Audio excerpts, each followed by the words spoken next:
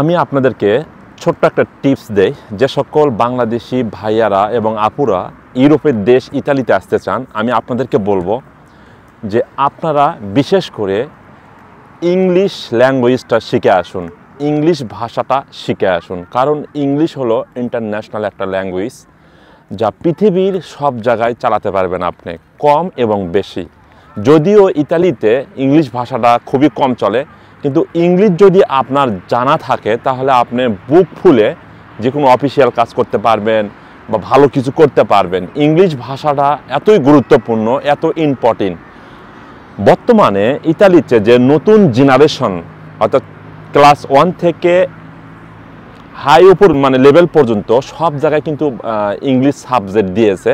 আমি আপনাদেরকে বলবো যে ইংলিশ ভাষাটা শিখে আসার পরে আপনি এখানে যে ধরনের কাজই করেন না কেন, ইংলিশ কিন্তু ইতালিতে অলরেডি ভালোভাবে চালু হয়েছে এবং বিশেষ করে ছোটো বাচ্চারা কিন্তু ইংলিশে একটু বলতে পারে। আগে কিন্তু ইংলিশ এতটা ইতালিতে চলতো না। আমি এই জন্য আপনাদেরকে বলবো যে ইংলিশ ভাষাটা ইন্টারন্যাশনাল ল্যাঙ্গুয়েজ বা পৃথিবীর সব জায়গায় চলে। ইংলিশ খুবই গুরুত্বপূর্ণ। ইংলিশ ভাষাটা শিখে আপনারা ইতালিতে আসুন বা ইউরোপের যে কোনো দেশে আসুন, এটা বেস্ট হবে। কারণ এগুলো অনেক শিক্ষিত রাষ্ট্র। আমাদের বাংলাদেশিদের ভিতরে শতকরা 99.99% মানুষ ইংলিশে কথা বলতে পারে না। তার মানে 1%ও না, 1%-এরও 99% বাদ দেওয়ার পরে 1% মানুষ তারা শুদ্ধভাবে ইংলিশ বলতে পারে না। আমি এই জন্য আপনাদেরকে বলবো যে আপনারা ইংলিশ ভাষাটা শিখুন, খুবই গুরুত্বপূর্ণ ভাষা। এবং আপনি যদি বলেন অনেকে আরবি ভাষা, অনেক আরব দেশের যেমন সিরিয়ান বলেন, মিশর বলেন, মোরক্কো বলেন, অনেক আরব দেশের মানুষ এই দেশে আসে রাস্তাঘাটে ঘুমিয়ে থাকে।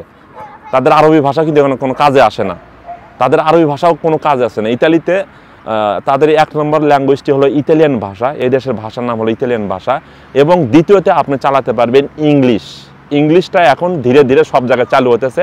আমি এই জন্য আপনাদেরকে বলবো এই ল্যাঙ্গুয়েজটা, এই ভাষাটি বাংলাদেশ থেকে আপনার ট্রাই করে আসুন, বাংলাদেশ থেকে ট্রাই করে আসুন, সবচাইতে ভালো হবে, সেটা আপনার জন্য কাজে লাগবে।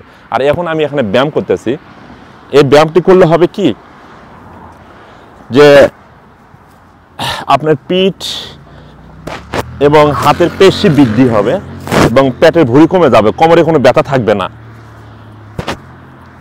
আজকে বিকাল টাইম আমি এখানে ব্যায়াম করার জন্য শুধু এসেছি।